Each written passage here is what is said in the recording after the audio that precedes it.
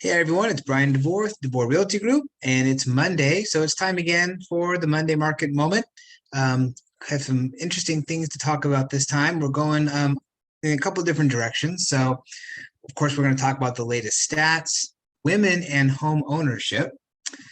Don't give up your day job. What's that all about? And Successful Aging Expo. So we'll talk about all those things in just a moment.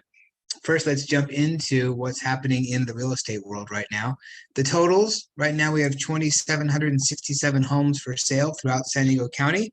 That's up 32 from last week. We've been seeing a trend of inventory going down. It's bumped up just a little bit. Pending sales, 3,903. That's down a whopping one home from last week. So months of inventory, 0.71. That's up 0.01% from last week. Still well below 1 month of inventory. What's happened in the last week? Well, since the last week, we reported new actives 775. That's up 56 from last week. So again, another sign that maybe inventory is creeping up just a little bit. New pending 687. That's down 55 from last week. So that's a 111 shift from new actives to new pendings. So new pendings listed within the last week 66. That's 10%. That's up from 8%. So it was 8% of homes that were in escrow had listed in the last week. Now we got 10%. And then new pendings listed within the last 2 weeks, 388, 56%. So it had been about 48 to 50% of homes were selling within the first 2 weeks of being on the market. Now we're up to 56%. Homes are selling a little bit faster again. And we're supposed to be entering the slower part of the year. Maybe not. New closed sales, 597. That's down 23 from last week. Not a huge drop, but a little bit of a drop. Median list price, 749. It's up 34,100 from last week. And if you recall from last week, it was, I think, an anomaly of what a big drop it was in the median list price and also the median sales price. Right now, 760, which is 32,500 increase from last week. So I think that was just a blip in the statistics versus a trend. The average days on market 20, it was 18, so we're up just a little bit for the average days on market. Here's the graph that shows new actives, new pendings, and new solds. You can see over the trend line over the last couple months, inventory has actually gone down. Number of homes in escrow is kind of bouncing around. Number of closed sales over the last few weeks have been holding fairly steady. Pricing, we had the one dip last week in median list price and median sales price, but this week we're back up to about where we had been before. All right, let's talk about a couple things here, and these are articles you'll find in the Constant Contact email, where this video is in. Why some women view home ownership as unattainable. A lot of more information in the article than what I'm going to report here, but just some of the pieces from the article.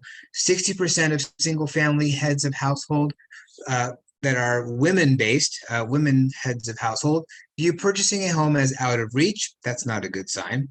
3 in 5 women were found to be cost burdened or pay more than 30% of their monthly income on housing. 1 in 5 were found to spend more than 50%. That's quite a bit. Among renters, 3 in 10 do not ever believe they will be able to buy a home because of the lack of knowledge in the buying process, along with the costs that come with buying a house, such as down payments and closing fees. So bad trends right there. We need to do a better job, I think, of helping women heads of household believe that they can attain home ownership. True for everybody, but especially for women. Also, home buying surge highlights the need for home closing consumer resources. This was a survey that was done, and the article talks about the survey, has more stats than what I'm going to report here, but I just picked out some of the highlights that I thought were interesting. 1 in 5 home buyers who closed on a home understood all the documents they signed. 1 in 5. That's not good. You would hope it would be the other way around, that 1 in 5 didn't understand, but really the majority of people don't understand what it is they're signing when they close on a home. 30% of buyers paid more than they anticipated for their home. Of those who paid more than they anticipated, 32% paid $50,000 or more over the asking price. So people are getting into the home buying process and they're not really understanding what they're getting themselves into, it seems like. 19% removed inspections from the contract. So almost a fifth of the people did not do an inspection at all. 23% purchased the home without seeing it in person. That's a huge percentage. I've helped a few people who have purchased a home without seeing it in person, but it was a very small percentage. Nationwide, it's been almost 25%. The most popular reason for buying a new home was the need for more space, which was 36% of the people who responded versus 23% in November of 2020. So more people are wanting more space. So kind of an argument against downsizing for a lot of people. With the pandemic, we kind of saw people wanted more space to live in home and work in home. That seems to be a trend. We'll see if that continues as we're kind of coming out of the pandemic as far as people getting back out and living their lives again. Needing less space was the top driver for only 5% of recent home buyers. Again, kind of in line with that.